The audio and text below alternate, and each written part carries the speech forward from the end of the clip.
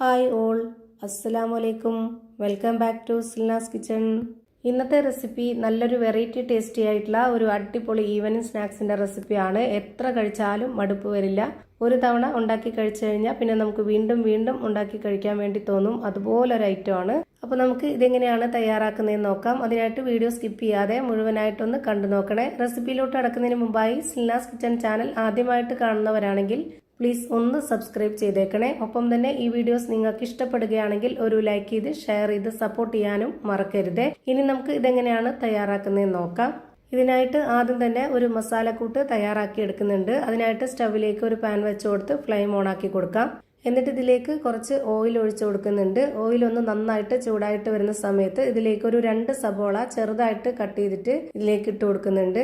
അതിൻ്റെ കൂടെ തന്നെ ഒരു 2 പച്ചമുളകും കട്ട് ചെയ്തിട്ട് കൊടുത്തിട്ടുണ്ട്. ഇനി ഇതിലേക്ക് ഇട്ട് കൊടുക്കുന്നത് വെളുത്തുള്ളി ഇഞ്ചി ഒന്നിച്ച് ചതച്ചതാണ്. അതുകൂടെ ഇതിലേക്ക് ഇട്ട് കൊടുക്കുന്നുണ്ട്. ഇനി ഒരു 1/4 സ്പൂൺ അളവിൽ മഞ്ഞൾപ്പൊടി, പെരിഞ്ജീരകപ്പൊടി, ഗരം മസാലപ്പൊടി, ഈ ഒരു വലിപ്പത്തിലുള്ള സ്പൂൺ അളവിൽ തന്നെ 1 സ്പൂൺ മുളക് പൊടിയും ആവശ്യത്തിനുള്ള ഉപ്പും കൂടെ ഇട്ട് കൊടുത്തിട്ട് നല്ലപോലെ ഇളക്കി യോജിപ്പിച്ചതിന് ശേഷം ഇതൊന്ന് വേവിച്ചെടുക്കുന്നുണ്ട്. എരിവൊക്കെ ഓരോരുത്തരുടെ ഇഷ്ടത്തിനനുസരിച്ച് കൂട്ടിയും കുറച്ചൊക്കെ ചേർത്ത് കൊടുക്കാവുന്നതാണ്. ഈ ഒരു മസാലക്കൂട്ട് നന്നായിട്ട് വെന്ത് കുഴഞ്ഞു വരണം. അതിനാണ് ആദ്യം തന്നെ ഉപ്പിട്ട് കൊടുത്തിട്ടുള്ളത്. അപ്പോൾ പെട്ടെന്ന് തന്നെ കുഴഞ്ഞു കിട്ടും. പിന്നെ അതുപോലെ തന്നെ ഇത് വെന്ത് വരുമ്പോഴേക്ക് ആ ഒരു പൊടികളുടെയൊക്കെ പച്ചമണം മാറിക്കിട്ടുകയും ചെയ്യും.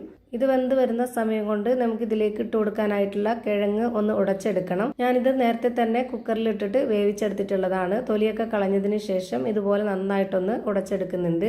ഈ ഒരു മസാലക്കൂട്ടിന് വേണ്ടി കിഴങ്ങ് എത്രത്തോളം വേവുന്നോ അത്രയും നന്നായിരിക്കും. ഈ വീഡിയോസ് കണ്ടുകൊണ്ടിരിക്കുമ്പോൾ തന്നെ സിൽനാസ് കിച്ചൺ ചാനൽ ആദ്യമായിട്ട് കാണുന്നവരും ഇതുവരെയും കണ്ട് സബ്സ്ക്രൈബ് ചെയ്യാത്തവരും പ്ലീസ് ഒന്ന് സബ്സ്ക്രൈബ് ചെയ്തേക്കണേ. ഞാനിപ്പോൾ ഇവിടെ ഈ ഒരു 3 കിഴങ്ങും നന്നായിട്ട് ഉടച്ചെടുത്ത് മാറ്റി വെച്ചിട്ടുണ്ട്. ഇനി ഇവിടെ മസാല വേവാനായിട്ട് വെച്ചിരുന്നത് വെന്തോന്നൊന്ന് നോക്കാം. ഇപ്പോൾ നല്ല പോലെ വെന്ത് വന്നിട്ടുണ്ട്. ഇനി ഇതിലേക്ക് വേണ്ടത് ആ ഒരു ഉടച്ചു വെച്ചിരുന്ന മുഴുവൻ കിഴങ്ങും ഇതിലേക്ക് ഇട്ട് കൊടുക്കണം. ഇതെല്ലാം ഇട്ട് കൊടുത്തതിന് ശേഷം ഒരു 1/2 ഗ്ലാസോളം വെള്ളം ഒഴിച്ചു കൊടുക്കുന്നുണ്ട്. അപ്പോൾ നമ്മുടെ ഈ കിഴങ്ങും ആ ഒരു മിക്സും ഒക്കെ ആയിട്ട് നന്നായിട്ട് വെന്ത് വരികയും ചെയ്യും. വെന്ത് വരുമ്പോൾ നന്നായിട്ട് കുറുകിയിരിക്കുകയും ചെയ്യും. വെള്ളമില്ലെങ്കിൽ ഈ ഒരു കൂട്ട് നമ്മൾ വേവിക്കാനായിട്ട് വെക്കുമ്പോൾ ഒരുപാടങ്ങ് കട്ടയായിട്ട് പോവും. അത്രയും കട്ടയായിട്ട് ഇരിക്കേണ്ട. ഇപ്പോൾ വെള്ളം ഒഴിച്ചു കൊടുത്തിട്ട് ഇളക്കി കൊടുത്തപ്പോൾ ഇതാണ് ഇതിൻ്റെ പരുവം. ഇനി നമുക്കൊരു 1-2 മിനിറ്റ് നേരം ഒന്ന് അടച്ചു വെച്ച് വേവിച്ചെടുക്കാം. ആ ഒരു മസാലയുടെ ടേസ്റ്റും മണമൊക്കെ ഈ ഒരു കിഴങ്ങിലും കൂടെ പിടിച്ചു വരാനായിട്ടാണ്. ഇപ്പോൾ ഇത് നല്ലപോലെ ഇളക്കി കൊടുത്തിട്ടുണ്ട്. ഇനി ഒരു 1-2 മിനിറ്റ് ഇതൊന്ന് അടച്ചു വെച്ച് വേവിച്ചെടുക്കാം.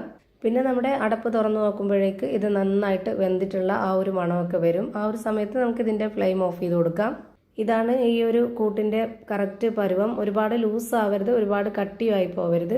ഫ്ലെയിം ഓഫ് ചെയ്ത ശേഷം ഇതൊന്ന് മാറ്റി വെക്കുന്നുണ്ട്. ഇനി ഞാനിവിടെ ചെറിയൊരു കാബേജ് എടുത്തിട്ടുണ്ട്. അതൊന്ന് 2ആയിട്ട് കട്ട് ചെയ്തെടുക്കുന്നുണ്ട്.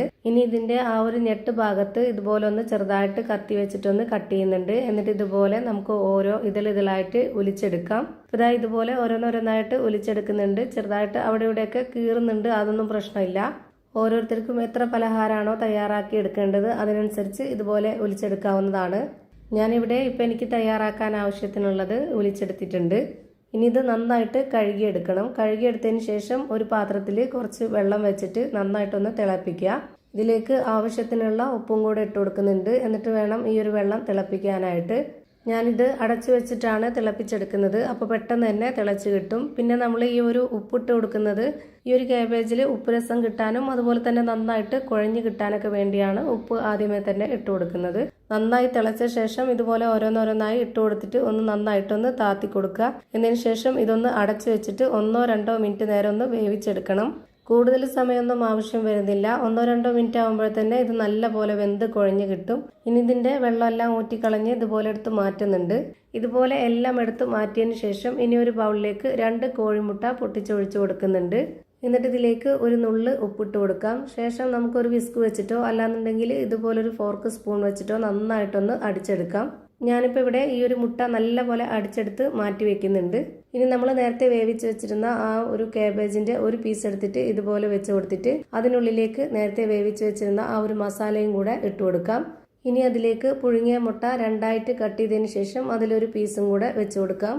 ഇതുപോലെ മുട്ട കമഴ്ത്തി വെച്ച് കൊടുത്തതിന് ശേഷം അതിന് മുകളിലേക്ക് കൂടി കുറച്ച് മസാലക്കൂട്ട് വെച്ച് കൊടുക്കുക. എന്നിട്ട് ഇതെല്ലാം കൂടെ ഒന്നിച്ച് മടക്കി ഇതുപോലൊരു ബോൾ ഷേപ്പിലാക്കി എടുക്കുക. അപ്പോൾ ഇത് കീറിപ്പോകത്തൊന്നുമില്ല. നമ്മൾ വേവിച്ചെടുത്തത് കൊണ്ട് പിന്നെ കിഴങ്ങും കൂടെ ആയതുകൊണ്ട് തന്നെ നമുക്കിതിൽ ഒട്ടിപ്പിടിച്ചങ്ങ് ഇരുന്നോളും. ഇപ്പോൾ ദാ ഞാൻ ഈ ഒരു ഷേപ്പിലാക്കി എടുത്തിട്ടുണ്ട്. ഇനി നമുക്ക് മുട്ടയിലൊന്ന് മുക്കിയെടുക്കണം. മുട്ടയിലൊന്ന് മുക്കിയെടുത്തതിന് ശേഷം പിന്നെ നമ്മൾ ബ്രെഡ് പൊടിയിലേക്കും കൂടെ ഇട്ടിട്ട് ഒന്ന് കോട്ട് ചെയ്തിട്ടെടുക്കാം. ഇങ്ങനെ ആകുമ്പോൾ കാണാനും നല്ല ഭംഗിയായിരിക്കും. ഇപ്പോൾ ഒരെണ്ണം ചെയ്തെടുത്തിട്ടുണ്ട്. ഇതുപോലെ തന്നെ എല്ലാം ചെയ്തെടുത്ത് ഒരു പാത്രത്തിലേക്ക് മാറ്റാം. ഞാനിവിടെ ഒരെണ്ണം കൂടെ ചെയ്ത് കാണിക്കുകയാണ്. ഇപ്പോൾ ദാ ഒരു പീസ് ക്യാബേജ് ഇതുപോലെ വെച്ച് കൊടുത്തതിന് ശേഷം അതിനുള്ളിലേക്ക് മസാലക്കൂട്ട് വെച്ച് കൊടുക്കുക. പിന്നെ നമ്മൾ പകുതി മുട്ടയും കൂടെ വെച്ച് കൊടുത്തതിന് ശേഷം അതിന് മുകളിലേക്ക് കൂടി കുറച്ച് മസാലക്കൂട്ട് വെച്ച് കൊടുത്തിട്ട് ഇത് മൊത്തത്തിൽ അങ്ങ് ഇതുപോലെ ഒന്ന് പൊതിഞ്ഞെടുക്കുക. എന്നിട്ട് ഇതുപോലെ കൈയുടെ ഉള്ളിലിട്ടിട്ട് ഇതുപോലെ ഒരു ബോൾ ഷേപ്പിലാക്കി എടുത്തതിന് ശേഷം മുട്ടയിലേക്കൊന്ന് മുക്കിയെടുത്തിട്ട് ബ്രെഡ് പൊടിയിലേക്കും കൂടെ ഇട്ട് കൊടുത്തൊന്ന് കോട്ട് ചെയ്തിട്ടെടുക്കുക. അങ്ങനെ ഞാനിവിടെ എല്ലാം ചെയ്ത് ഒരു പാത്രത്തിലേക്ക് മാറ്റിയിട്ടുണ്ട്. ഇനി ഇതെല്ലാം ഒന്ന് ഫ്രൈ ചെയ്തിട്ടെടുക്കണം. അതിനായിട്ട് ഞാനിവിടെ സ്റ്റവിലേക്ക് ഒരു പാൻ വെച്ച് കൊടുത്ത് ഫ്ലെയിം ഓൺ ആക്കി കൊടുത്തിട്ടുണ്ട്. ഇനി അതിലേക്ക് കുറച്ച് ഓയിൽ ഒഴിച്ചു കൊടുക്കുക. ഒരുപാട് മുങ്ങിക്കിടക്കുന്ന രീതിയിൽ ഓയിൽ ഒഴിച്ചു കൊടുക്കരുത്. വളരെ കുറച്ച് മാത്രം ഓയിൽ ഒഴിച്ചു കൊടുത്തതിന് ശേഷം ഇത് തിരിച്ചും മറിച്ചൊക്കെ ഇട്ട് കൊടുത്തിട്ട് നന്നായിട്ടൊന്ന് വേവിച്ചെടുക്കുക.